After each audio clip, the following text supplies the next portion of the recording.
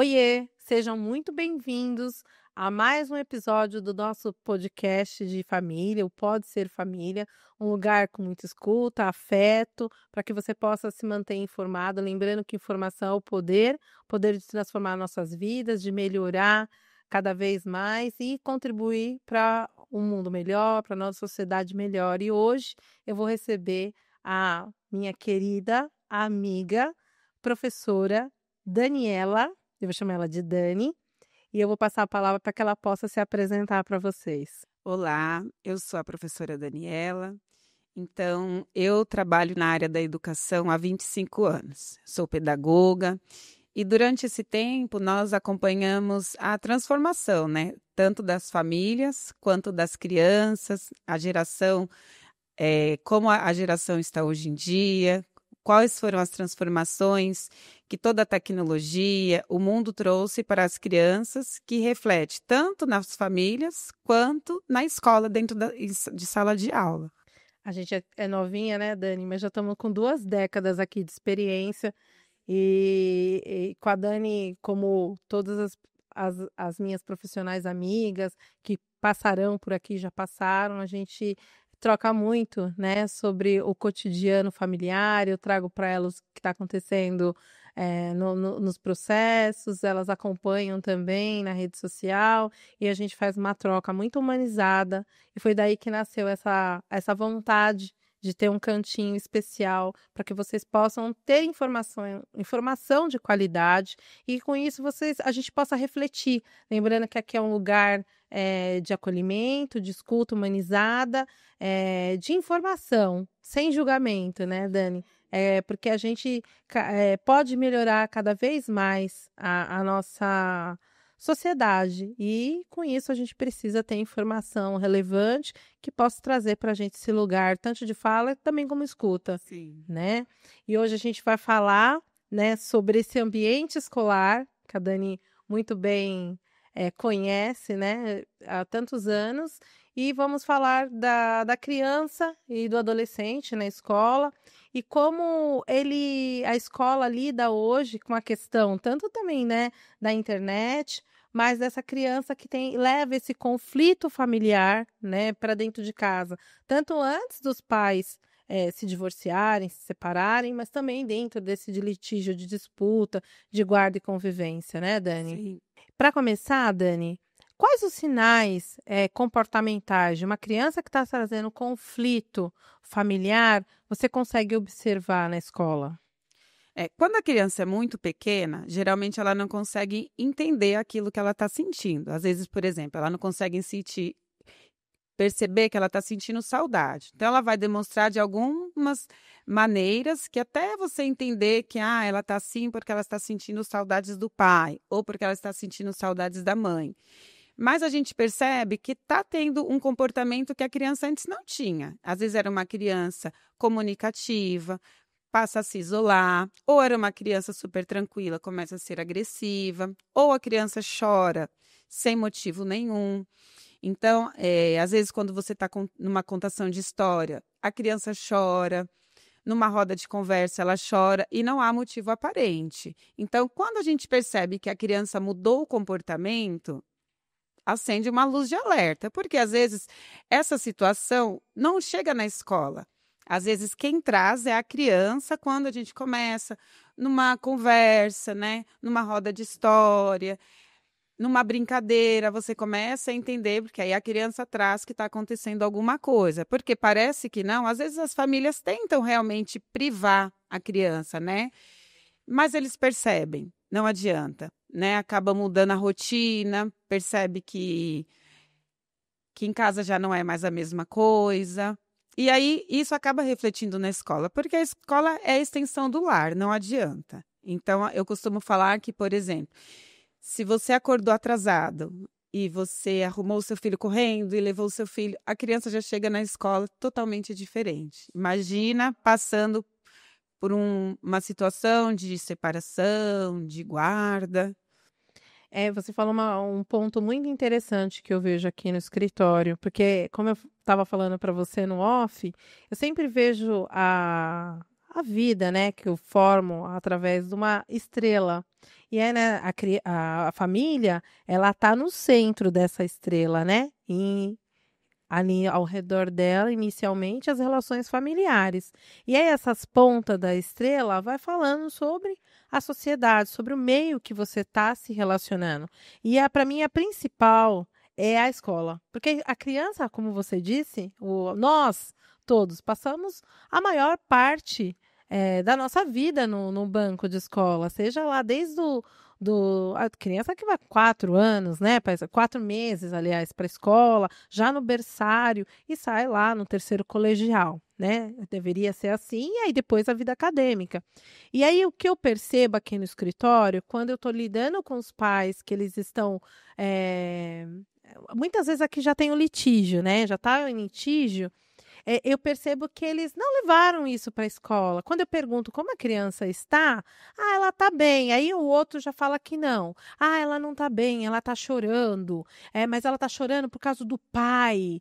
Então eles começam já a se culpabilizar, mas a escola está percebendo essa modificação, né, no comportamento da criança, só que nenhum do pai, nem o pai, nem a mãe, ou às vezes até quando esse divórcio ele é amigável, vão sentar com a professora, com a diretora, né, com o auxiliar pedagógico e conversar. Falando, olha, nós estamos nos separando, né? Eu queria que vocês soubessem disso, para que a gente possa trabalhar melhor a questão, porque a partir daquele momento alguém vai sair de casa, né? A criança, o pai ou a mãe vai sair de casa, a vida dela vai mudar. O que ela tinha, né? Falando sobre a família que está no contexto do casamento ou da união estável, a vida da criança vai mudar. Ela está acostumada a ver o pai e a mãe juntos. E a partir daquele momento, o pai ou a mãe vai sair de casa. Às vezes é porque a gente fala sobre briga, mas às vezes é o que a gente estava conversando. A mudança da rotina da família. Já não se almoça mais junto, no domingo não sai mais junto, aí uma vez sai com o pai, uma vez sai com a mãe. Então, qual é o conselho que você dá, assim? Porque eu sei que a escola, ela tem um limite, né, para chegar nessa criança. Qual é o limite que você encontra no seu dia a dia para ajudar a criança nesse primeiro momento de conflito, aonde os pais não chegaram a trazer as informações que seriam necessárias para quem está no dia a dia auxiliando, né, a criança no seu desenvolvimento? Era isso que eu ia falar, porque às vezes tudo isso acontece e a família não leva para a escola. Não que a família tem que obrigação ou que a escola vai se intrometer, né, na vida fora da criança, fora da escola. Mas quando essa informação chega, a professora, toda a equipe da escola passa a ter um olhar diferente. Então, você começa a observar melhor se não mudou o comportamento, porque se isso não chega, você fica tentando, né, procurar saber por que a criança mudou de comportamento. Então, aí você fica imaginando, será que já está cansado, né, que está próximo das férias? Será que é devido às provas que a criança fica ansiosa? E às vezes não é. Um problema escolar, rotineiro da escola, às vezes então, pressão, assim, né? Tudo que envolve a criança, é preciso comunicar à escola. Olha, né, ela está passando por isso, eu gostaria que vocês dessem uma atenção melhor, observasse se tem alguma mudança de comportamento, comunicar à família, não esperar explodir, porque às vezes quando explode, nem a gente consegue mais ajudar. Porque se a gente sabe que está acontecendo tudo isso, a gente toma cuidado em abordar determinados assuntos, ou a gente vai abordar determinados assuntos para ajudar, para a criança entender que isso é natural, que pode ser sofrido, vai haver tristeza, mas que dá para ser tudo bem, dá para ficar tudo bem. Só que às vezes a gente fica pensando que a criança não está entendendo nada que se passa dentro da casa, não passa para a escola também. A gente supõe, mas a gente não pode, né, falar assim, olha, está acontecendo tal coisa. Quando a gente percebe que algo fugiu do controle, aí sim nós comunicamos às famílias. Mas não tem como a gente entrar nessa intimidade da família sem a família permitir. E o que é muito importante, né? Porque senão a gente não consegue ajudar essa criança. E às vezes a família não está nem preparada para ajudar a criança, e às vezes a escola vai conseguir auxiliar a família Com nisso, né? certeza, porque eu acho que a escola, ela passa, vocês como professoras, têm um tempo. Lembra disso, né? Um tempo atrás a gente falava que tinha que ter câmera, hoje já tem, né? Câmera nas salas de aula. Eu lembro da época dos meninos pequenos, porque a gente acha que a criança que a gente tem em casa é a mesma criança da escola, né, Dani? Não é, né, Dani? Eles são totalmente Às diferentes. vezes as mães falam, eu falo, não, não é a mesma Não é criança. criança, né? Não é aquela criança que você vê em ação. E aí, quando ela faz essa mudança de comportamento, para a escola fica difícil direcionar, como você está falando, porque você não consegue, a priori, pensar que seja uma situação, um problema dentro de casa. Você quer auxiliar de uma forma pedagógica. Então, imaginando que às vezes ela está com alguma dificuldade de aprendizado e com isso ela tem alguns comportamentos, né? Ou de choro, mas também agressivo, né? Uma irritabilidade ou por excesso. Então, esse limite, né, é muito importante. É por isso que eu falo que é muito importante esse podcast, esse Pode Ser Família, é para a família.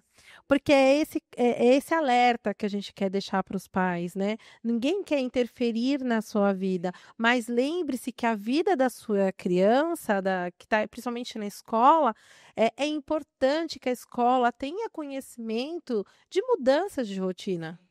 E quando eles chegam aqui no escritório, que eu vou perguntar como é, porque para mim o interesse é a criança, né? Eu sempre falo que quem não me importa quem me paga os meus honorários, eu trabalho para a criança. Toda vez que eu tenho uma decisão aqui que consiste na guarda, na convivência, eu quero saber como a criança está na escola, porque eu sei que o professor vai detectar muito mais coisa do que os pais, porque os pais eles estão no meio daquele litígio, então eles têm como atribuir a situação que a criança está apresentando, essa modificação, como uma modificação desse divórcio, mas por culpa de um dos dois. E não porque a criança está sofrendo.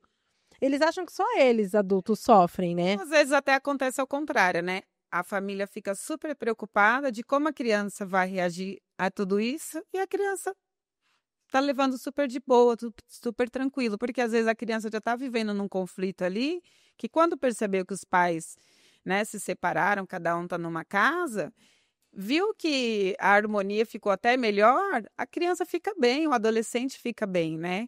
Só que tudo isso precisa ser comunicado à escola, de uma maneira que a escola não vai invadir a privacidade da família, mas que a gente possa ter um olhar diferente, né, para essa criança, para esse adolescente, poxa, está passando por isso, né? Porque às vezes ele vai encontrar na professora uma confiança para falar algo que ele está sentindo, e que em casa ele não vai se sentir seguro para falar ou com o pai, ou com a mãe, ou com outra pessoa, ou ele vai falar para um amigo, né? E às vezes esse amigo acaba depois levando, né? Olha, ele me contou isso, ele contou aquilo, e aí a gente vai tentar trabalhar, né, com essa criança, saber o que está acontecendo e, se necessário, né, convocar a família para conversar com a família.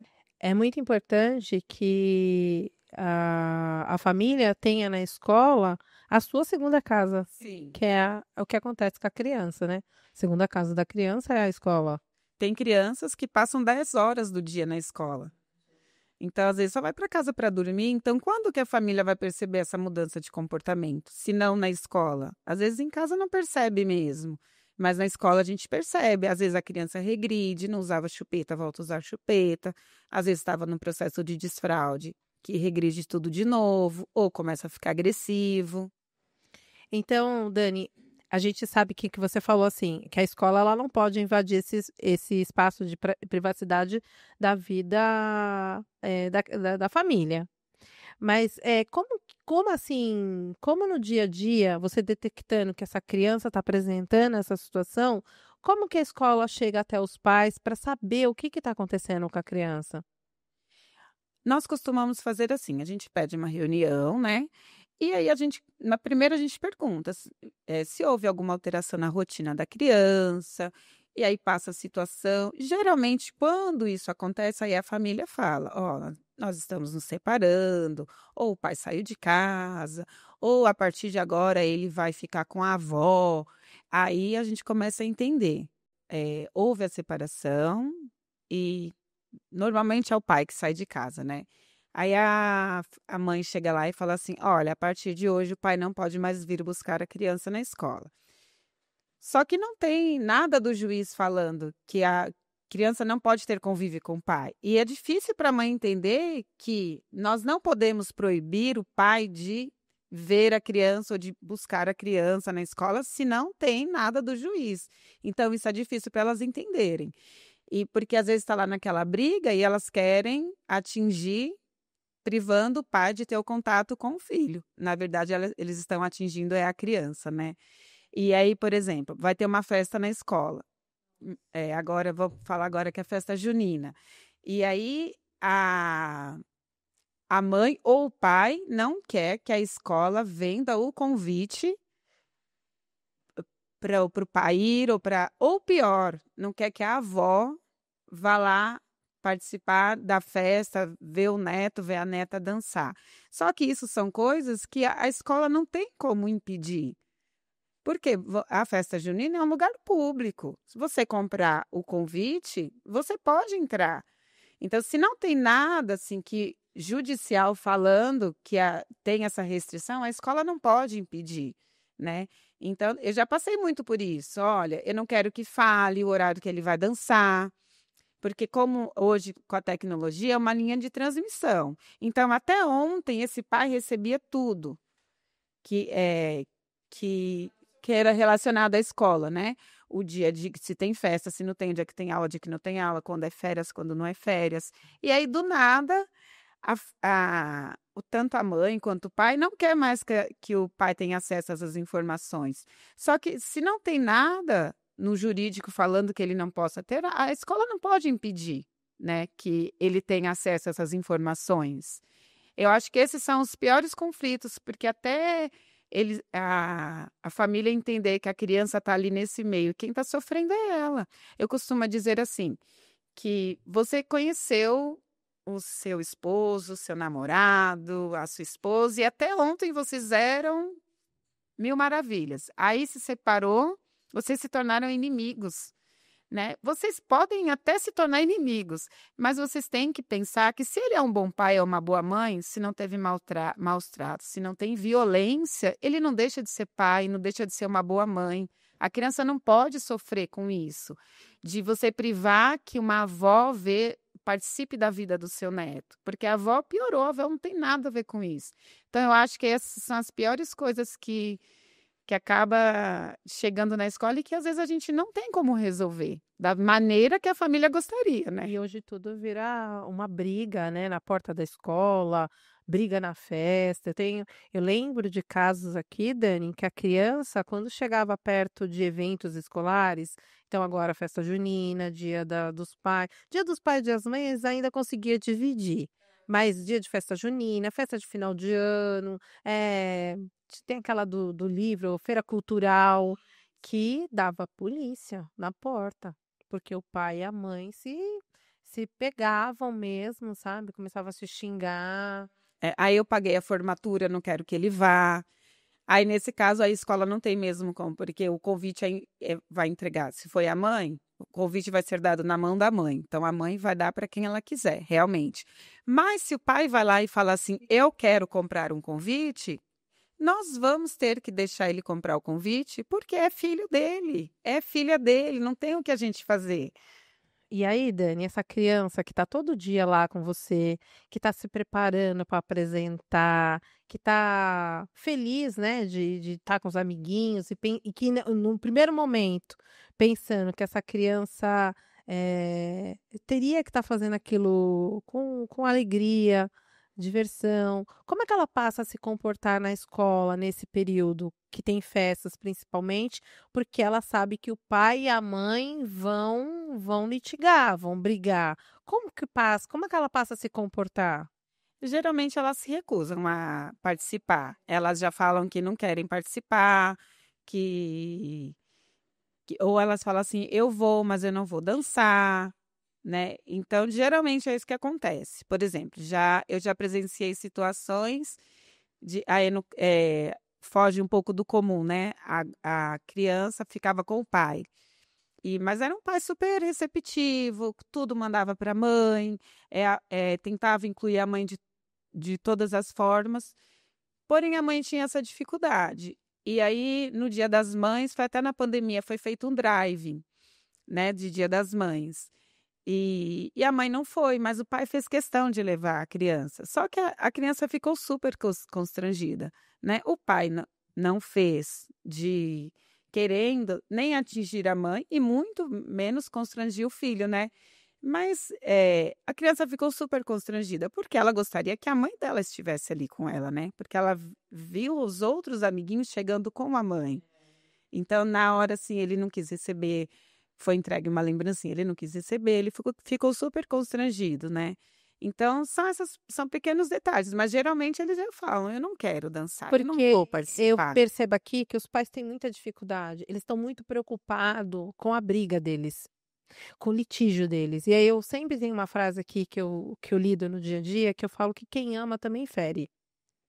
Né, tem gente que fala: "Eu amo meu filho, eu não estou fazendo nada", e eu falo assim: "Mas você está ferindo ele psicicamente", porque quando você não respeita a mãe dele, quando você não respeita o pai dele, você está invadindo um lugar que é dele. Quem estuda na escola é a criança. Né, é o meio dele, é onde ele tem os amiguinhos dele, e é como se fosse também, né, ele tá ali sendo visto. Então quando você fala que ele recusa, essa recusa ela é preocupante, por quê? Porque ele não quer ser visto por outras pessoas, porque ele tá magoado, porque ele tá ferido. Eu acho importante os pais terem consciência, porque eu vejo, que os pais, eles têm problema em dissolver a conjugalidade, né. Então termina-se o casamento, termina-se a paquera, o namoro, eles levam toda aquela rusga para dentro da parentalidade. E aí eles não conseguem separar uma coisa da outra. Então, ele sempre foi assim, esse pai é assim, essa mãe é daquele jeito, né. E aí você vai ser pai e mãe daquela criança o resto da vida. Só que ele só vai ter aquela infância, aquela adolescência uma única vez. Eu costumo falar exatamente isso, porque, ex-mulher, né, ex-marido, ex-mulher, vai existir, né. O amor pode ter acabado, só que não existe ex-pai e ex-mãe. Então, pensa você, igual você acabou de falar, né, a criança só tem essa infância. Por exemplo, uma formatura de educação infantil só tem uma vez na vida. Aí você imagina que justamente naquela formatura, a mãe não deixou o pai ir, ou o pai não deixou a mãe ir, né. 2 é rescatado. Isso, ou pior, vão os 2, e aí, por exemplo, vamos supor, na hora da valsa, a mãe não quer deixar a filha dançar com o pai, ou o pai não quer deixar a filha, então, e parece que não, mas isso vai levar um trauma para a criança que às vezes lá quando na vida adulta a criança não vai saber nem o porquê disso. Aí só depois que ela vai entender o que foi que aconteceu na infância dela que causa determinados traumas. Que hoje a gente fala muito de terapia, antes não tinha isso, né? Nós adultos, a gente ia convivendo na adolescência, ia tentando, né, sem saber o porquê que estava acontecendo aquilo, porquê que determinados comportamentos. E hoje a gente já sabe, né, que nós temos, profissionais que podem nos ajudar, né. Então a gente tem o que eu falo para os pais é isso: em primeiro lugar, vocês precisam pensar na criança, né. Então, imagina só a criança lá no Dia das Mães, tem a mãe de todos os amiguinhos lá e a mãe dele não tá. Quem tá é o pai. Ou no Dia dos Pais, quem tá é a mãe, e não é porque o pai não quis ir, porque uma coisa é ele não querer e a mãe tentar fazer esse papel que tá super certo, assim também como o pai quer suprir essa necessidade que é super coerente. Agora o que a gente não pode é privar a criança de ter esse convívio, porque sem um justo motivo, exatamente. Eu falo que a única coisa que se justifica é violência. Se não tem violência, se não tem abuso, não tem E justificativa não tem uma medida protetiva, né. para você quebrar esse vínculo com a família. E a família toda, né. Não convive mais com primo, não convive mais com vô, com vó, com tio, acabou aquela parte da família para a criança. E a memória que ele tem com essa família, né, até então? E tudo de bom que ele viveu? E é uma memória dele, né, é a descendência dele, né, a história dele. Você tá querendo aniquilar a história do seu próprio filho. E eu costumo dizer que não precisa você ficar falando: "A sua mãe é assim, o seu pai é assim", porque com o tempo a criança começa a entender, né. Ela até começa entre aspas, assim, escolher um lado, né, porque ela percebe, quem é que está cuidando dela, quem é que está sempre com ela. Eu tenho filhos de amigos, né, que a mãe tá ali com a criança, que faz de tudo, que se desdobra, que compra, que paga escola, que leva. E aí quando a criança, vamos supor, a criança ganhou uma roupa nova, a criança fala: "Oba, vou usar o dia que eu for sair com meu pai". Aí a mãe faz assim, né, só que a mãe engole seco, fala assim. Aí eu falo: "Engole mesmo", porque hoje ela não percebe. Ela é pequena para perceber, mas lá na frente ela vai entender que você sempre esteve ao lado dela, que você sempre protegeu ela. Então, precisa ter essa visão, né, de colocar a criança em prioridade, sempre. Ou o adolescente, a gente fala de criança, mas o adolescente também, que é pior, né, que é uma fase que eles estão ali naquela transição, cheio de dúvidas e acontece uma separação. Dani, e aí você trouxe essa história da criança que é a mãe que tá fazendo tudo e ela tem esse amor, né, pelo pai. Eh, na escola, Dani, como você consegue perceber quando há uma interferência desse pai ou dessa mãe, na vida da criança? Eu quero dizer sobre alienação parental, né, essa criança que de repente ela amava o núcleo da escola, ela está naquela escola, muitas vezes é criança que já passou por já passou por já está separado, o pai e a mãe, tal, ou não, está numa disputa de guarda, mas a gente começa a perceber uma alienação parental. Quer dizer, um dos 2 começa a interferir no psiquê da criança. Essa criança começa a contar para você situações que, são formuladas na cabeça dela? É, nós percebemos pelas falas, né, que a gente vê que não é uma fala de criança, que ela reproduz uma fala que alguém está falando para ela ou fala e a criança fica ouvindo, né. Que a gente tem que tomar muito cuidado, porque às vezes a gente pensa que a criança não está percebendo e ela está ali atenta a tudo, mesmo que for uma criança pequenininha. Por exemplo, falar assim: "Ah, o meu pai não presta mesmo, porque agora ele está com aquela mulher". Isso não é uma fala de uma criança, né.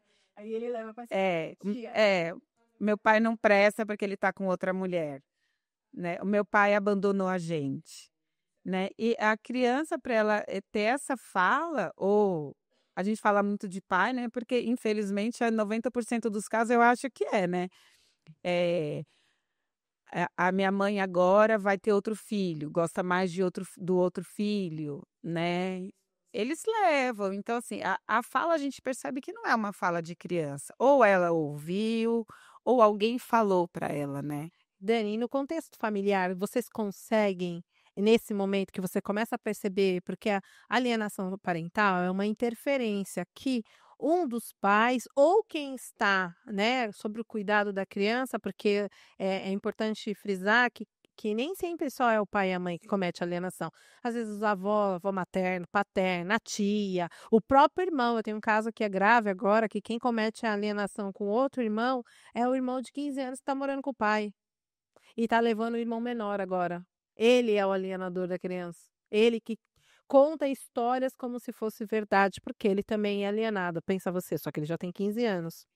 E quando você percebe que essa criança está tendo uma interferência do psiquê dela, que ela começa a trazer para a escola situações não reais, qual é a primeira assim, atitude que a escola tem? E se ela pode ter algum tipo de atitude? Na verdade dificilmente, né, porque não tem como nós convocar uma família para uma reunião e falar que está acontecendo isso, né. Depende, né, tem famílias que você ainda sente que tem essa abertura, mas geralmente não, porque ela pode até porque ela vai negar, né, ela vai falar que ela não fala, né, Ou a gente tenta falar: "Olha, ele tem trazido algumas falas que nós percebemos, né, que isso está mexendo com ele, está deixando ele triste, né". Não sabe a gente fala: "Não sabemos se isso é da cabeça dele, né, mas é importante". E aí a gente até indica, né. O apoio psicológico. Isso, né. Passar no psicólogo, né, para saber o que está passando na cabecinha dele, porque às vezes eles não vão saber externar o que eles estão pensando, né. Então a gente tenta ir pelas beiradas, como a gente diz, porque essa família traz para a gente consegue falar, né: "Olha, não é bom que aconteça isso, né, por mais que vocês não estão se entendendo bem, se ele é um bom pai, uma boa mãe, tenta respeitar isso e, conservar isso na criança, né, que ele cresça ainda tendo esse que eu tenho um pai e uma mãe que embora não morem na mesma casa, eles não deixaram de me amar, eles continuam me amando". Porque, às vezes, isso daí vai trazer para a criança várias consequências. E a gente pensa que é só um momento, às vezes não. Quando a criança fala é melhor e quando a criança não fala? Quando não fala é pior, porque daí, nós nem conseguimos ajudar, porque a gente não sabe o que está passando na cabecinha da criança. É, e dentro desse contexto, Dani, por que que eu falo muito, né, e porque eu quis muito que você viesse aqui sobre as nossas trocas, sempre os casos que eu também levo para você, porque quando a gente está numa disputa, vamos supor, de guarda, eu falo disputa porque é assim que os pais, eles se veem, disputando aquela criança, não eu quero meu filho porque eu sou o melhor. Hoje a gente tem um movimento aí até de pessoas que estão pedindo isso para que não tenha obrigação alimentar. Né, então, ele começa a interferir no psiquê da criança pra trazer a criança para ele, para que ele possa para aquela criança ter vontade de morar com ele. Ele nunca ofereceu nada para a criança, ele nunca trouxe nada para o universo da criança, como você diz, às vezes a mãe se desdobra em 1000, né, o pai paga aquele valor mínimo de pensão quando paga, e aí aquela mãe se desdobra em 1000 para fazer as coisas que a criança, precisa, né, a gente que sabe na escola particular quanta mãe solo tem, que é ela que dá o duro, que é ela que paga, tudo que pode proporcionar, para o desenvolvimento melhor da criança. E aí acontece que, essa pessoa que quer trazer a criança para ele, ele começa a formular coisas, como também às vezes quem está na guarda da criança, para que ela não vá amar esse pai, ela também começa a formular coisas. Olha, seu pai começa a contar, às vezes, coisas que às vezes não aconteceram, entendeu? Ou até aconteceram, mas será que a criança precisava saber daquilo? Faz parte da conjugalidade? Porque eu acho que aí, quando parte, você tem que saber como que essa pessoa é como pai e mãe. Como que ele é como pai e mãe? Porque tem gente que fala assim: "Ai, mas ele é muito difícil, ele é explosivo". Só que quando eu peço apoio familiar, eu percebo que aquela criança vem no laudo, não tem como. E aí, às vezes, já passou por 3 profissionais diferentes. A criança sabe lidar com aquele pai, porque é importante que ela saiba lidar com esse pai. Ela tem que saber que aquele pai dela é difícil, que é uma pessoa que, às vezes, vai bater muita cabeça ainda para aprender a lidar com as situações da vida. Só que ele, às vezes, tem uma forma de lidar com a criança que a gente não percebe e aparece no laudo, né. Então, quando esse pai e essa mãe chegam aqui, ou por conta de um litígio de guarda, ou como vai ser feita essa convivência, né, que a gente chama das antigas visitas, eu sempre peço para saber com a professora, como essa criança está na sala de aula. Ah, aí eu sei, porque quando a pessoa recua, eu já sei que ela não quer, porque a professora conhece muito do aluno, ela conhece muito daquele indivíduo, e ela é capaz de me falar. Então, muitas vezes até, eu chego até a professora, né, eu marco uma reunião com a coordenação pedagógica e eu falo muito com a professora, porque a professora está com a criança na sala de aula. E a gente eu quem é? Porque eu tenho situações aqui de alienações grave, crianças que estão acusando ou o pai ou a mãe de uma violência que não existiu, que o outro jura que aquilo não aconteceu. Então são denúncias de abuso sexual, de uma violência de maus tratos, entendeu?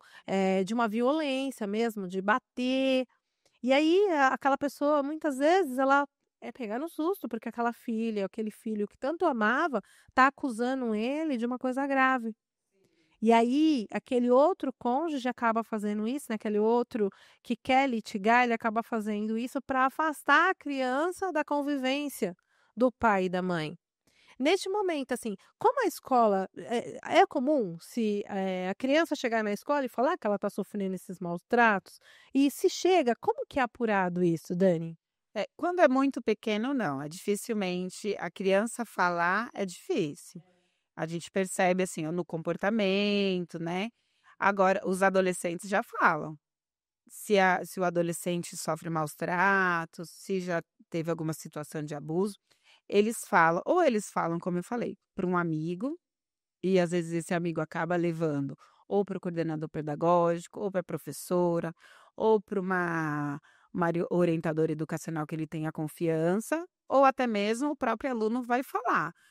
Ou às vezes, percebe-se, né, que a criança não está bem, que o adolescente mudou de comportamento, e aí chama para uma conversa, e aí ele acaba falando, né. Quando é pequenininho é mais difícil, porque às vezes, se isso realmente acontece com uma criança pequena, às vezes a criança não entende ainda que isso é um abuso, né. Então é só com determinados comportamentos, mudança de atitudes, que a gente vai perceber que tem alguma coisa a ser investigada. Nesses casos, é comum chamar o conselho tutelar? Sim. É. Quando assim, qual é o sinal que desperta para você como professora, para passar para a coordenação pedagógica que precisa pedir, o auxílio do conselho tutelar para poder averiguar o que está acontecendo com a criança? Lu, tem coisas que já aconteceram, por exemplo, que o adolescente inventa uma história para chamar atenção. E aí tem que ter muito cuidado, né, porque daí se você envolve conselho tutelar, né, então a primeira coisa que a gente faz é tentar investigar mesmo. Isso, realmente aconteceu, é verdade mesmo, né, principalmente no caso de adolescente, porque às vezes ele quer só chamar atenção, né, então a gente tenta investigar antes de acionar o conselho tutelar. Com os pequenos, quando se percebe ou seja abuso ou seja violência, eh a primeira coisa que faz é convocar a família na escola, conversa com a família. Se percebe que isso continua, que é algo que está fugindo do controle, aí sim aciona o conselho tutelar. Porque às vezes a gente fica, né? Não, às vezes não, às vezes pode não ser, e às vezes vai ser tarde demais. Verdade. Então, a- precisa ter esses dois olhares, né? No caso dos adolescentes, né? Perceber, será que é mesmo? Ou será que não está fazendo isso para chamar atenção, né? Ou porque não está sendo atendido no que ele quer. Eu tenho percebido muito isso aqui no escritório, os adolescentes de 13, 14, 15 anos, que eles querem levar a vida de quem tem 18 anos, por exemplo. E aí os pais começam a pegar no pé, muitas vezes esse pai e essa mãe é separado, então ele começa a chantagear aquela pessoa que tem a residência fixa dele, né? Então ele começa a falar situações que não aconteceram, inventar situações ou até mesmo inflar uma briga para que ele possa ter uma medida protetiva. Eu já tive isso aqui agora há pouco tempo, uma menina de 15 anos que acusou o pai, o pai catou ela numa situação, né, complicada com o namoradinho, e o pai chegou a dar uns peteleco nela, porque ela estava, né, nas vias de fato, e ela chamou a polícia para o pai. E ela fez com que o pai respondesse por esse medida protetiva. E ela tá feliz. Ela, ela foi para um abrigo porque estava esperando um familiar e ela estava feliz com o que ela estava acontecendo. Então eu vejo assim, até essa vingança. E aí você acha que a internet, como que vocês estão lidando, né? Eu fiz o episódio passado, foi com a psicóloga, a gente estava falando sobre criança, né? Sobre as relações infanto-juvenil e esse excesso, né? De rede social, né? De internet, de tela na vida das crianças hoje. E aí agora há pouco tempo, né? Acho que começou agora esse ano, foi promulgada uma lei para que as crianças fossem proibidas, as crianças, adolescentes, proibidas do uso do dispositivo dentro da escola ou dentro da sala de aula? dentro da escola. Da escola? Fala um pouco como tem sido esses 6 meses de lei aí. Então, Lu, o que eu percebo é que assim, o começo foi bem difícil, né? E é uma guerra, né? Principalmente na questão dos adolescentes, né? 13, 14, 15 anos, o ensino médio, porque eles querem bater de frente o tempo todo, né? Então fica, não pode. Aí a gestão vai lá, retira o celular e fica nessa guerra até eles entenderem que não pode e não pode mesmo, né? Mas já, na verdade, nós temos 2 lados, Lu. Por exemplo, tem um lado do quanto o celular poderia ser usado, né, como uma ferramenta pedagógica, mas que infelizmente a gente não tem controle. Nós não temos controle, porque, por exemplo, você está fazendo um trabalho, você está consultando o celular. Se vem um aviso do WhatsApp, você vai abrir. Se vem um aviso do Instagram, você vai abrir. E para eles que, né, ainda estão em formação, é mais difícil eles controlarem isso. E o que eu percebi, o que nós ainda percebemos, né, que eles não têm mais relação de vínculo com eles não têm amigos, eles têm amigos em redes sociais, mas eles não sentam, eles não conversam, eles não vão à casa do amigo, né, como nós fazíamos, né. Então assim: "Ah, vamos hoje dormir na casa de não sei quem? Então vai todo mundo lá. Vamos assistir filme?" Não, porque eles têm a rede social, eles se comunicam por ali mesmo, então para que que eles querem estar perto um do outro, né, estarem juntos. Mas estão na rede social, estão se falando por WhatsApp, né. É isso, Eu já vi podem uma estar rodinha. juntos, eles não estão ali. É, eles estavam numa rodinha e eles estavam se falando pelo WhatsApp. Eu falei: "Nossa, que louco, que é isso?". E aí eu percebi que eles estavam conversando entre eles. Então eles têm muito problema hoje de socialização. Isso. E, na verdade, o que aconteceu? Quando chegou essa moda dos tablets, né, e aí, né, a gente, muitas pessoas deram tablets para as crianças, né, porque é interessante, a criança joga, a criança tem os joguinhos educativos, realmente tem. Só que naquela época não teve nenhum estudo, né. Então deu, a família percebeu o quanto era bom, porque a criança ficava quietinha, ela não pulava, ela não quebrava nada, você levava a criança para um restaurante, sentava ela ali, ela ficava no tablet, foi ótimo. Só que agora a gente está vendo, nós estamos tendo o reflexo disso, né, o quão prejudicial foi isso, né. Então aí agora está se falando, né, até 2 anos não pode, a partir de 2 anos tem um limite, adolescente tem que ter um limite, só que como que uma criança, um adolescente que fica o dia inteiro no celular, como que do nada você vai tirar dele? É difícil, é vício, é A abstinência. psicóloga estava falando sobre isso, a Kátia disse sobre isso, né, que as crianças apresentam irritabilidade, né. E aí você acha também que essas crianças estão sendo hiperestimuladas? Sim, porque mesmo quando a criança está assistindo um desenho, é um desenho e que está hiperestimulando ela, né. Tanto é que a criança porque eles não têm paciência, é tudo nos 30 segundos. Por isso que tudo para eles, vocês podem ver, é 30 segundos, porque é o tempo. E aí como que aí a criança vai para a escola, e você quer que a criança fique 10 minutos prestando atenção numa explicação, 5 minutos prestando atenção numa história. Não, a gente não consegue, é muito difícil. Então, tem que ter essa medida, né.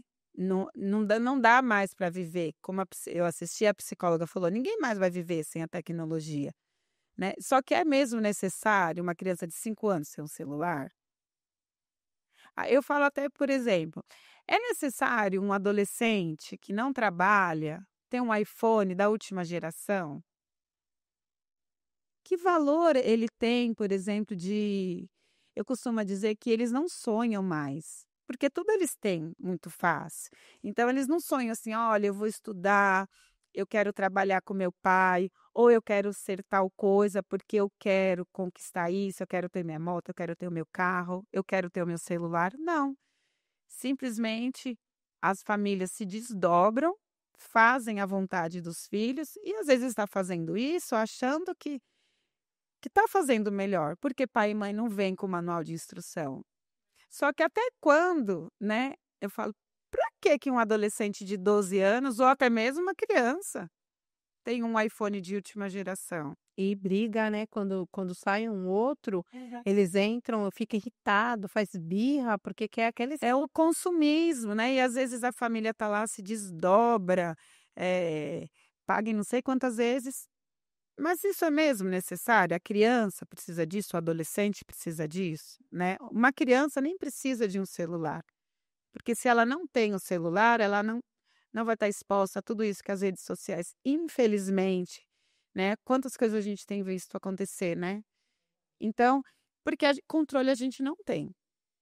Hoje eu estava conversando com uma amiga, ela falou isso. Aí antes a gente se preocupava quando o filho estava na rua, agora a gente tem que se preocupar até quando está dentro de casa, porque a gente não sabe o que ele está acessando, o que ele está assistindo, o que ele está vendo, quem está conversando com ele, O que ele tá fazendo dentro do quarto o quietinho? que ele está fazendo dentro do quarto quietinho. Então, o quanto você puder adiar que essa criança tenha acesso a um celular, à rede social, porque ela não tem ainda maturidade, né, para lidar, não dê. A criança tem tantas outras coisas para brincar. Tem tanta coisa para construir, né? E você falou uma coisa engraçada. E sobre a lei, o que acontecia? Eu tinha aqui algumas crianças que eu acompanhava que a mãe e o pai, né, no seu fazendo o planejamento de parentalidade, quer dizer, decidindo como que aquela criança, como ia ser a gestão da vida da criança mesmo separado. Então, assim, olha, como vai ser, que hora que são os cursos que ele faz, como que eu vou, eu faço isso, eu levo em tal lugar, sendo parceiros, né, um do outro. E aí eles decidiram que a criança não teria celular. Só que o que acontece? Quando ele chegava na escola, ele mexia no celular do amiguinho. E aí ele ia sabendo as coisas, e aí ele chorava, começou a dar muito problema, porque ele estava vendo as coisas que estavam acontecendo. E aí ele ia e se chocava. Então ele morava com a mãe, ele falava para o pai que a mãe estava fazendo certas coisas, que a mãe estava brava, que a mãe gritava, para fazer o pai e a mãe entrar em litígio, e assim, quem sabe assim ele vai morar com o pai e o pai não dá. Entendeu? E você sabe quem detectou isso? Quem veio trazer essa informação para mim? A professora. Porque a professora, eu falei assim: vai saber como que ele está na escola. Não, mas ele não tem, não. Esse conteúdo aqui é de rede social. Não, meu filho não vê rede social. E aí a professora falou, ela falou: se você puder, na hora do intervalo, fica de olho. E ele estava com os amiguinhos pro fundo da sala, fazia as musiquinhas lá, as dancinhas que eles gostavam, né? Então ele aparecia no vídeo dos amigos. E aí o pai e a mãe dentro de casa limitavam esse uso, quer dizer, ele nem tinha. E aí a gente tem esse problema dessa geração, né, Dani? Porque eu vejo uma geração atrás que você era educado pela professora, pelo seu vizinho, porque a gente tinha, de uma certa forma, a gente tinha educações um pouco parecidas, realidades familiares diferentes, mas um modo de educar um pouquinho mais singular. Hoje é muito plural, né? Meu pai deixa, minha mãe deixa, né? E aí eu acho que para vocês na escola isso veio dar uma respirada, de não ter que ficar também brigando com essa criança. E aí trazendo que esse pai e a mãe para a escola, porque aí o pai e a mãe vai brigar com a professora, porque a professora não está fazendo o que o filhinho quer, né, Dani? Guarda o celular, eu vou falar para minha mãe. Aí, ele leva o celular porque ele vai embora sozinho? Tá, mas dentro da sala ele não precisa pegar o celular. Se ele vai embora sozinho, é no horário que ele está saindo, ele vai te comunicar, né, que ele está indo embora sozinho. Dentro da sala não tem necessidade. Fora que, assim, os adolescentes começaram a usar de uma maneira, assim, para filmar a professora, para filmar os amigos, né?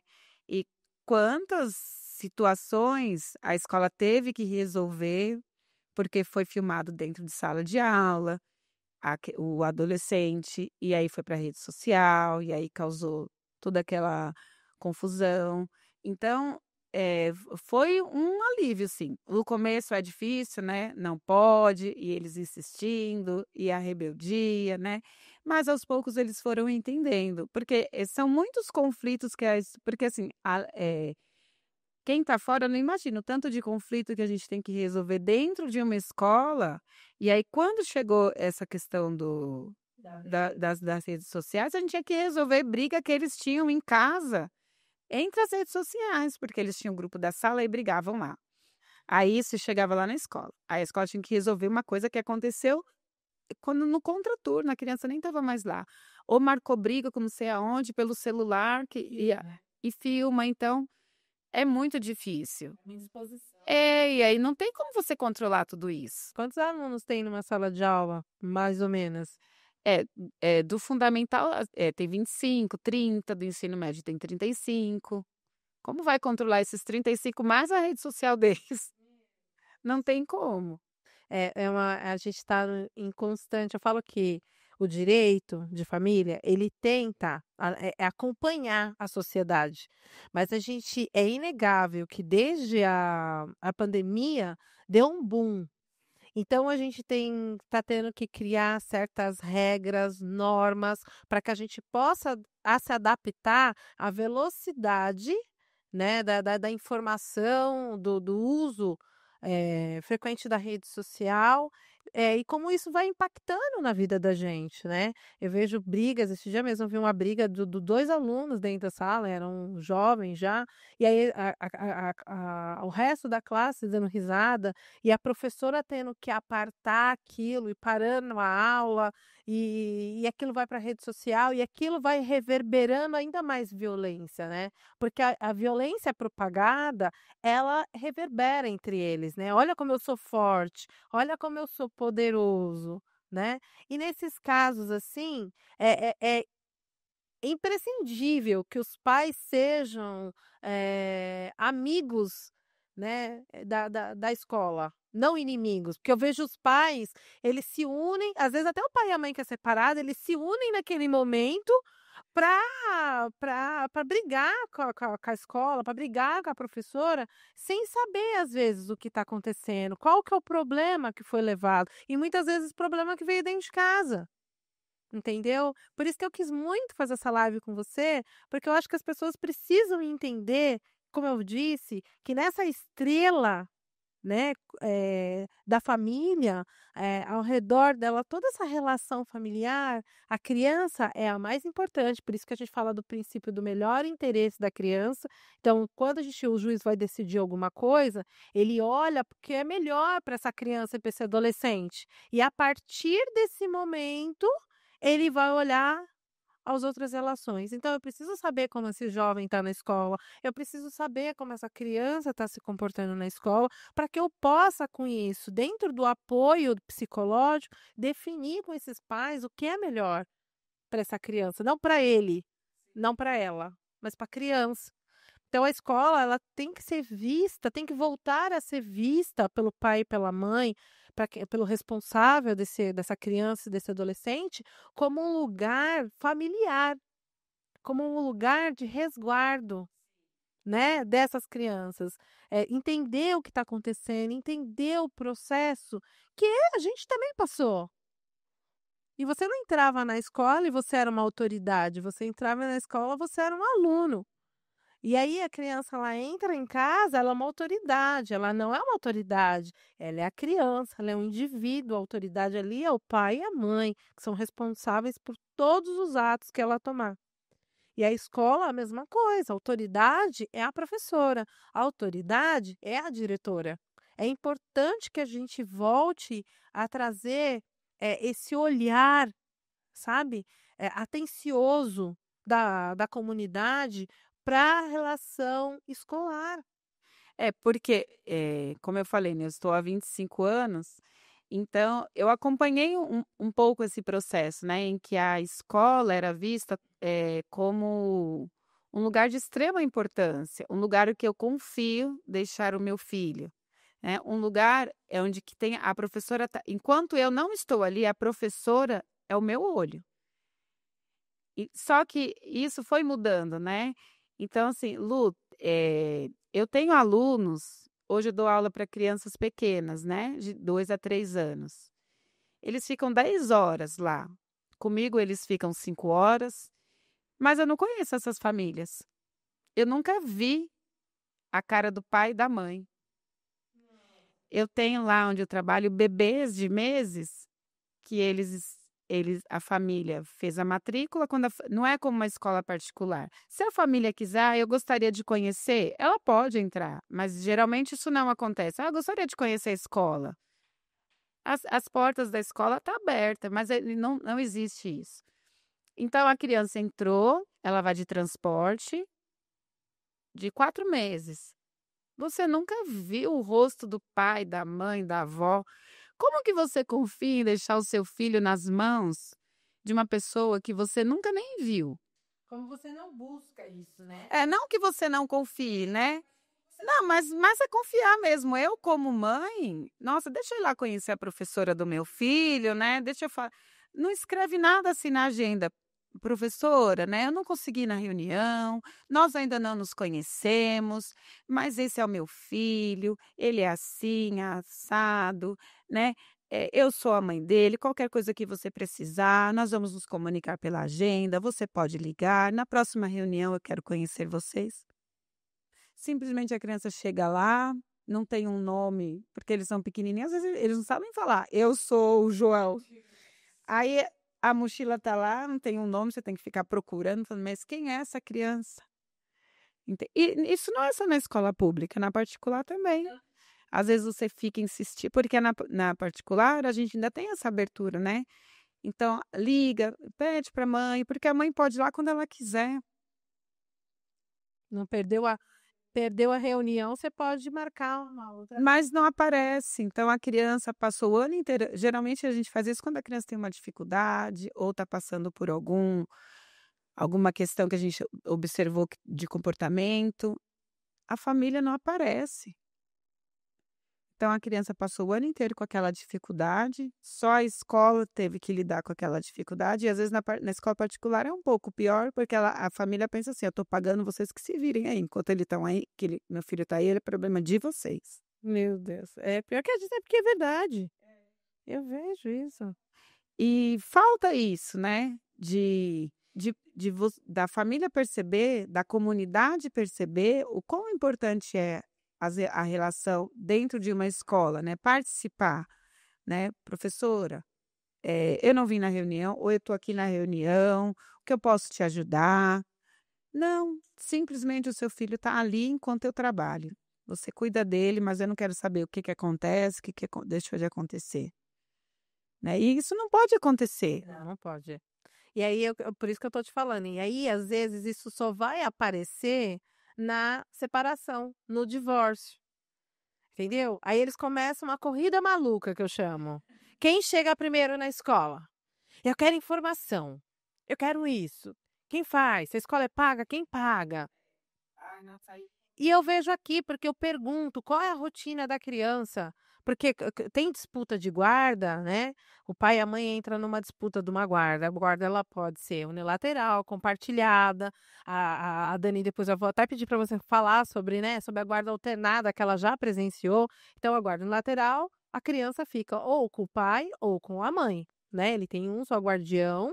E aí o outro, aquela residência é determinada e o outro, ele não tem que estar afastado da criança, ele pode gerir, ele pode participar da rotina da criança. Quer dizer que aquela pessoa que tem a guarda da criança pode tomar decisões imediatas. Por exemplo, mudar a criança de escola sem anuência do outro.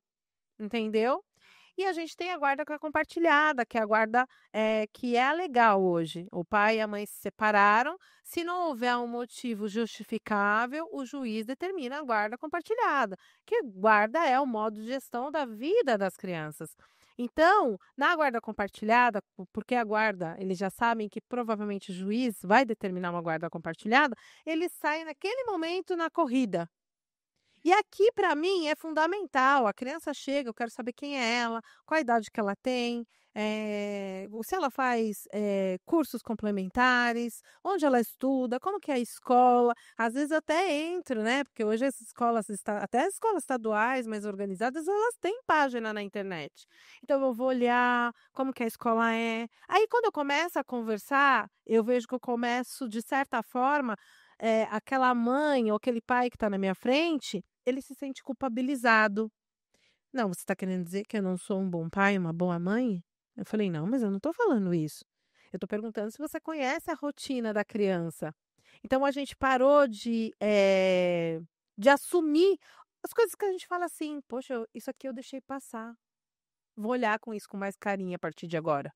Não, eles ficam se culpabilizando, aí culpabiliza você, depois vai culpabilizar a professora, aí a diretora porque viu isso e não estava tomando nenhuma atitude. Por isso que eu perguntei para você se logo a escola se prontifica a perguntar, né, a chamar esse pai, essa mãe, para falar que a criança está passando por um conflito, que a criança está passando por uma situação difícil. Eu sei que nas escolas, principalmente particulares, hoje elas têm o apoio psicológico dentro da escola, né? E aí nesse primeiro momento, esse primeiro contato com esse pai e essa mãe. E quando eles vão decidir essa guarda, quando eles entram com esse litígio da guarda, vão discutir a situação na justiça, eles começam a levantar essa situação. E aí, através do que aparece no processo, é que eles vão entender o que está acontecendo, né? O que está acontecendo hoje com essa criança? Porque vem o laudo da escola, vem o laudo da professora, eu dependendo do tipo de guarda, o que está acontecendo? Eu peço declaração para a professora, para ela fazer uma declaração de próprio punho, né? Principalmente quando hoje a gente tem muita criança que está sendo furtada. Ela mora com o pai ou ela mora com a mãe, que não tem aquela previsão instituída no papel, mas a criança mora com ela de fato. O pai tira, por exemplo, para passar as férias e não devolve mais para a mãe. E aí muda de escola a criança de forma unilateral, sabe? E aí eu vou tentar levantar quem é essa criança, mas essa criança já estava apresentando. Sim. Ela já tinha sintomas dessa confusão, dessa disfunção do pai e da mãe, né. E eu queria que, assim, que você dividisse um pouquinho, até sobre isso, assim, se você já, sobre a guarda, né, sobre essa disputa de guarda ou crianças que vivem em lares, ou uma hora com o pai ou uma hora com a mãe. Como que você vê isso na escola, assim, lidando com eles no dia a dia? Como eles falam, como eles se comportam? Você vê a dificuldade da criança nessa divisão de casas ou quando isso é bem definido entre os pais, a criança leva isso bem, né, de certa forma consegue formular e se desenvolver nessa nova estrutura familiar. Ó, recentemente eu presenciei, né, a questão da guarda compartilhada. Se eu estiver falando errado, você me corrige. Então, assim, um dia ela ficava com o pai, o outro dia ela ficava com a mãe. Então, na hora da saída, um dia a mãe ia buscar e no outro dia era o pai. Só que eu via que a criança, ela estava muito bem, inserida nesse contexto, porque ela mesma já me trazia: "Hoje quem vem me buscar é a minha mamãe, hoje eu vou embora com o papai".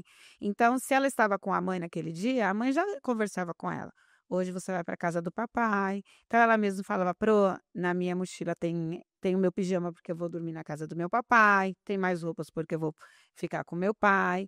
Então a criança, ela foi informada do que ia acontecer, então ela já sabia que um dia nesse dia ela estava com a mãe, ela ia embora com o pai, no outro dia ela ia embora com a mãe, então eu percebi que foi algo natural. Mas também eu já percebi situações, assim, que simplesmente acontecia e aí, por exemplo, era o dia do pai, o pai não ia, ou era o dia da mãe, a mãe não ia, e a criança ficava lá esperando, e aí você tem que ligar para um dos 2 aparecer lá para buscar a criança. Já presenciei também situações que não foi nem, acho que nem chegou ainda em juízo, mas a família chegou na escola e falou assim: "Pro, nós estamos nos separando, mas não tem nada de diferente na vida dele. Eu posso vir buscar, ele pode vir buscar. Então, na vida dele, que no caso era criança, continua tudo normal. Nada mudou. E eu já presenciei também isso, né? Que a criança passava metade do ano com o pai e metade do ano com a mãe. Eu achava meio confuso, porque metade do ano ela estudava numa escola e a outra metade do ano ela estudava em uma outra escola. Não sei como isso na cabeça de uma criança fica, porque por mais que se tenha, né, a base nacional curricular, cada escola trabalha de um jeito, né? Então, às vezes lá ela já viu uma coisa e aqui ela vai rever, ou aqui já viram e aí vai ter esse vácuo, né, que acabou que ela não não vai aprender, ou lá ela tem um vínculo, né, com a professora, com os amigos, aí muda de escola, fica 6 meses em outra escola. Então, eu não sei como isso é na cabeça de uma criança, né. É porque os pais, eles acham que as crianças são adaptáveis a tudo, como um camaleão. E não é muito bem assim, né. Isso que você falou agora é a guarda alternada. Era uma guarda que tinha uma alternância. Normalmente, a gente fazia alternâncias de ano, um ano completo, muito por conta da escola. Então a criança, vamos supor, o pai mora na Bahia, a criança passava um ano na Bahia e depois ela vinha passar o outro ano com a mãe. E aí eu, Luciana, sempre, colocava para que essa criança fosse acompanhada por apoio, psicológico, contínuo e integral, como arroz e feijão. Porque é a psicóloga que vai poder nortear o quanto isso está impactando a vida dessa criança. Então, assim, a guarda alternada nunca foi uma guarda bem vista, né, pelo ordenamento jurídico, tanto que a gente não tem a prática dela. Muito difícil o juiz aceitar. Pode até ser feito, mas se você fizer um estudo antes para mostrar que a criança ela está adaptável a essa situação e que vai ser seguro para ela. Eu tenho crianças de 8 anos, e é isso que eu ia te perguntar agora.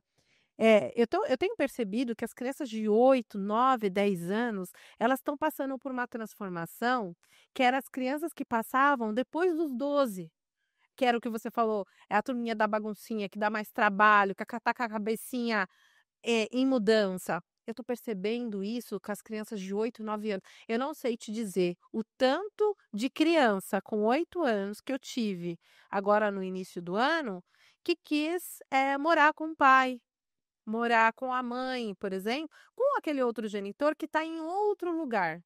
Então vamos supor, ela mora com a mãe aqui em São Paulo e o pai está morando em outro estado. E aí ela tem as férias. E normalmente, como o período é muito extenso, sem convivência, o juiz acaba admitindo para que aquela criança passe um mês inteiro. Vamos supor, o mês inteiro de janeiro. Em vez dela ir no começo de dezembro, ela fica até o Natal. Passa o Natal com a mãe e com o pai, e aí ela viaja já assim, e aí complementa e fica janeiro com o pai. Eu acho que eu não sei, parece que desperta uma curiosidade de como é morar com aquele outro genitor, aquela outra casa que também é dela, mas que ela vê muito pouco. E aí eu tive muito curioso, meninos e meninas que esse ano quiseram fazer. E foi feito assim, não estou falando de furto, estou falando de crianças que falaram para o pai e para a mãe, que apresentaram essa vontade, que foi estudado, né, que foi acompanhado, porque eu sempre peço, falo: "Não, olha, preciso de apoio psicológico, eu preciso que a psicóloga passe, por que que ela está tendo esse anseio". E você tem algum caso, assim, que a criança fica sonhando a data ou a hora de viajar para estar com o pai ou a mãe ou até os avós, né, porque como a gente falou aqui anteriormente, é bom que fique registrado, a família tem o direito de conviver com toda a sua família, a gente chama da família extensa. Então são os tios, as tias, os avós, e em caso de recusa do pai e da mãe, é importante falar que esse familiar pode entrar com ação pedindo a convivência, né, que vocês ainda conhecem como visitas. Lógico que não é a visita do pai e da mãe, com pernoites, né, com tempos longos, infelizmente, porque eu acho que tem que ser estudada, a criança precisa dessa família saudável para ela crescer e desenvolver. Não sou eu que estou dizendo, está dentro do ECA, está dentro da Constituição Federal e do próprio Código Civil. Então, se você está impedido de conviver, né, com seu sobrinho, com seu neto, procure o direito que é seu e dele, porque tem que ser reivindicado. A família é muito importante nesse desenvolvimento, principalmente quando isso é impedido por conta de rusgas, né, por causa de briga de adulto. E a criança paga um pato muito grande. Então, é importante você saber que você tem esse direito a conviver. E aí, falando sobre isso, essa criança, que você ao longo desses 25 anos se acompanhou, ela fica nesse anseio de viajar, de ir para casa desse avô, para ir para casa desse pai? Lu, eu não me recordo de nenhuma situação assim. O que eu presencio muito é isso, é a saudade do avô, da avó, né? Porque querendo ou não, quando se convivia, né, todos juntos, tinha o hábito de viajar, né? E às vezes quando o pai só visita, às vezes acaba que esse vínculo ou diminui ou até mesmo fica cortado, né? E outra coisa também que eu já presenciei, porque, por exemplo, se você vai passar as férias quando a gente vai passar as férias em qualquer lugar, a gente quer morar lá, porque férias é maravilhoso, né. E outra, se você fica, a maior parte do tempo, seja com a mãe ou seja com o pai, e as férias você passa, vamos supor, com o pai vai tentar suprir tudo aquilo que ele não conseguiu suprir, né. É a mesma coisa que mesmo quando moram juntos, não sempre fala assim que a mãe é a mais brava, porque a mãe sempre está ali, né, geralmente o pai está trabalhando, não sei o quê. É a mesma coisa, né. Só que eu entendo que, assim, deve-se respeitar o direito da criança, ela tem que passar por isso para ela saber onde realmente ela vai querer morar, né. Porque realmente, aí ela vai passar as férias com a mãe. Aí vai ser outra realidade, ela vai querer morar com a mãe, porque a mãe vai estar aquele curto período de tempo, vai fazer as vontades dela, né, da criança. É um lugar de você vai viajar, ou você vai estar lá naquela casa que você não vai sempre, é novidade, né. Então, é normal que isso aconteça, né. É necessário que os adultos sejam adultualizados, né, que tenham maturidade para ser pais, mães, avós e possam respeitar a criança, entendendo que o mundo da criança é lúdico, né, Dani. E falando sobre isso, a gente estava comentando sobre os casos de medida protetiva. Essas medidas protetivas, quando, existe, né, uma briga, uma violência, às vezes física, psicológica, essas medidas são, informadas na escola? São informadas para vocês? Não chega, por exemplo, o pai não pode mais buscar a criança por isso, isso e isso, não. A partir de hoje, o pai não tem mais autorização para retirar a criança, só chega nesse formato, a não ser que seja algo muito, né, que a gente precise saber. A família informa, por exemplo, a diretora, a coordenadora, mas ela não entra em detalhes, ela só não só a professora, né, mas qualquer outra pessoa que possa, entregar ela para o pai, então fica informado lá, que a partir desse dia o pai não pode mais retirar a criança. E aí tem que ter é muito importante, né, Dani, a gente voltar nesse assunto, para que as pessoas entendam que isso não pode ser feito verbalmente.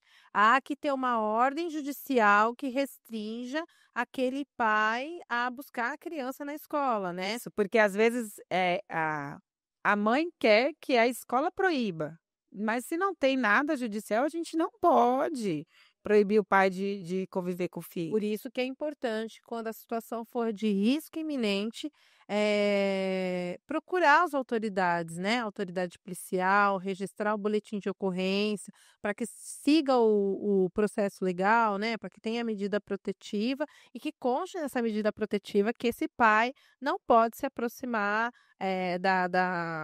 da escola, retirar a criança da escola, porque as pessoas confundem muito isso, né, acha que se separou. Aí às vezes culpabiliza a diretora, a professora porque entregou a criança, aí já quer processar, né, aí já chama a polícia, e aí às vezes está criando uma situação que é ela mesma ou ele mesmo que adentrou sem o devido conhecimento, né. Na verdade, nós tomamos todo o cuidado, inclusive, por exemplo, vamos supor, se tem essa medida protetiva e o pai chegou para pegar a criança. Com toda a educação, na frente da criança nós falamos: Você poderia esperar lá na secretaria que nós vamos levá-lo lá?". E aí lá, longe da criança, vai ser conversado com o pai, perto da criança jamais. E aí, claro, se a criança já viu o pai ou a mãe, ela vai perguntar. E aí nós vamos falar assim: "Ele está conversando com a diretora, depois eu vou te levar lá", né, porque a criança não precisa saber disso, não pela escola. Se a família quiser conversar em casa é uma coisa, né, agora, eu falar: "Seu pai não pode te buscar", jamais. Então, ou tanto se tem a medida protetiva ou se não tem, e a família vem com essa: que não pode, que não pode, que não pode", nunca é na frente da criança. "Você poderia esperar lá na secretaria que nós já vamos levá-lo?", né. para que a criança não passe por isso, né, principalmente na frente das outras crianças, A né. criança tem que ser protegida, é nossa obrigação, né, Dani? A nossa obrigação proteger a criança, preservar ela ao máximo desse tipo de litígio e tá na lei também, né? Então, esses são esses protocolos que muitas vezes o pai ou a mãe que está naquele litígio, ele tem dificuldade de compreender. Então, ele vai acionar a escola, ele cria uma confusão, um tumulto com aquela professora, com aquela diretora, com aquela coordenadora pedagógica, de uma situação que não existe uma previsão legal, né. Então assim, e a gente tem um outro lado também. Hoje eu tenho, os jovens que vamos supor até dentro de uma alienação parental, ele, se recusa a ir com a mãe. Ele fala: "Eu vou com meu pai". E aí a mãe tem autorização de pegar essa criança, mas ela fala que ela não vai com essa.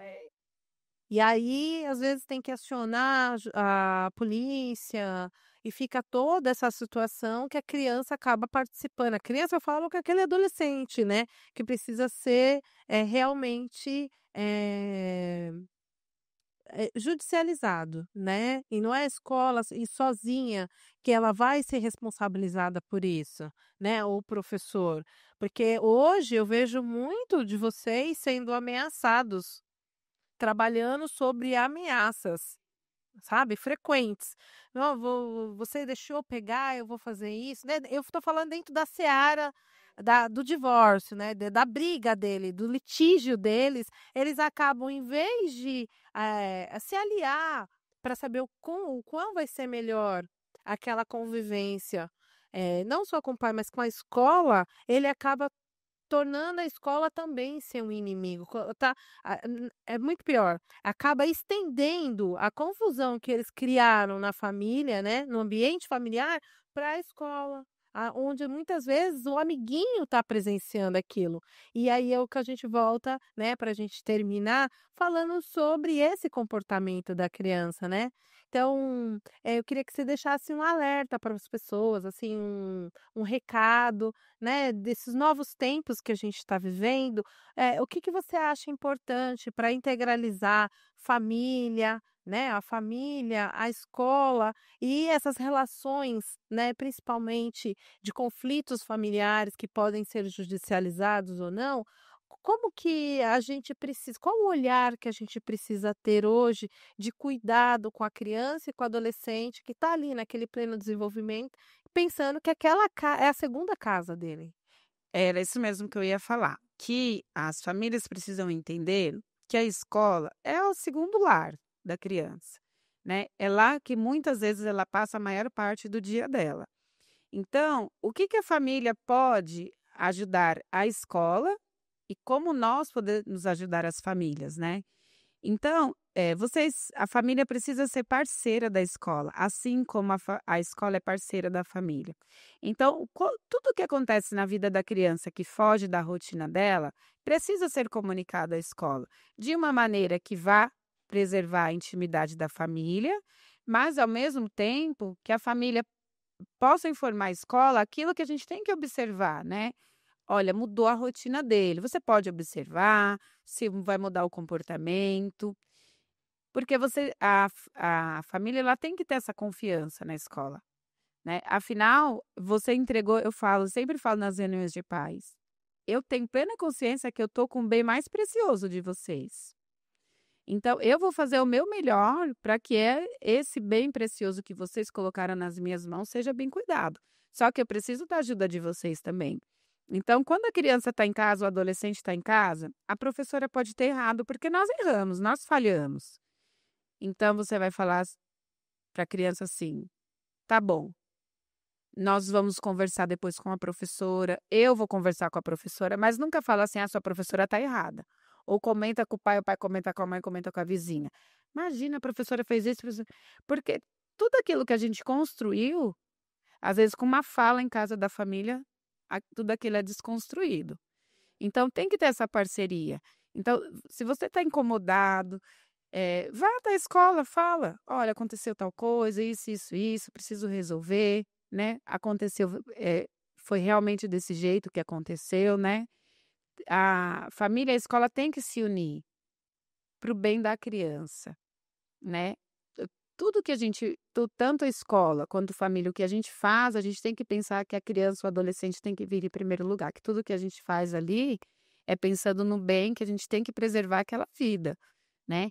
Que aquilo que ali seja um ambiente que ele tenha boas memórias, né, e principalmente na primeira infância, né, que é do 0 aos 7 anos, que a nossa obrigação, embora o mundo não seja o melhor lugar, mas a gente tem que mostrar para a criança que o mundo é um lugar bom, né, que a gente não tem que trazer briga, que sofrimento, que ela tem que acreditar que o mundo é um lugar bom. Depois ela vai conhecer a realidade do mundo, né, mas a gente tem que, o máximo, tentar preservar a vida das crianças. E nessa situação que a gente falou muito, né, de separação, né, pai e mãe não vêm com manual de instrução. Mas nunca se esqueça que numa separação, o seu filho nunca vai deixar de ser seu filho, né. Você sempre vai continuar sendo pai, você sempre vai continuar sendo mãe. E não cabe ao pai desconstruir a imagem que o filho tem da mãe, e não cabe à mãe desconstruir a imagem que o filho tem do pai. Com o tempo, ele vai construir a própria imagem dele, mas ele vai construir com a visão dele. Não precisa ninguém ficar falando: "Ó, sua mãe é isso, seu pai é aquilo". Mostre sempre o melhor, ainda que seja o pior pai, a pior mãe. Ele te ama. E então, é o que eu falo, se não tem violência, deixa, com o tempo a criança vai perceber, o adolescente vai perceber, não precisa a gente mostrar isso. Com o tempo ele mesmo vai perceber, né. Então é isso que eu acho mais importante, de não se desconstruir a imagem que o filho tem, tanto do pai quanto da mãe. Ainda que tenha sido o pior casamento que você teve, se ele é um bom pai, uma boa mãe, não desconstrói isso, né. Tenta preservar isso, pensar que que continua sendo família, embora cada um morando numa casa, embora não se falando mais como ou até mesmo não se falando, mas não deixa de ser família, né. Se a criança está ali, é família. E pensar sempre nesse apoio, né. Procurar apoio psicológico, procurar apoio pedagógico, para que essa criança possa se nutrir. Como você disse, a gente é imperfeito, mas a gente está aqui sempre tentando também aprender e fazer o melhor. Ah, gente, que time! Vocês estão vendo que time? Eu falei para vocês. É isso aí. É o que a gente tem aqui para doar, para ajudar vocês, a se humanizar, a ter uma escuta com amor. É claro que a gente está querendo falar de uma forma generalizada aqui. A gente sabe que o contexto familiar, cada caso é um caso, mas a gente está querendo tratar de uma forma geral, chamando a atenção para que as famílias hoje voltem a participar desse núcleo familiar, mesmo que eles não sejam mais o que eram antes, mas que o pai e a mãe, na medida do possível, possam participar da vida do seu filho. Então, participem da escola, busquem auxílio pedagógico, busquem auxílio psicológico, né? E aí, assim, a gente vai voltar, né, e continuar formando jovens, né, futuros adultos aí, responsáveis e podendo seguir aí o caminho da vida. Saudáveis emocionalmente, né. Exatamente. Muito obrigada pela atenção de vocês, Dani. Obrigada pela sua presença. Volte mais. A gente precisa desse bate-papo, porque aqui a gente está para isso, para dividir com famílias. Então sejam sempre bem-vindos ao Pode Ser Família e logo mais a gente está de volta em outro episódio. Tchau.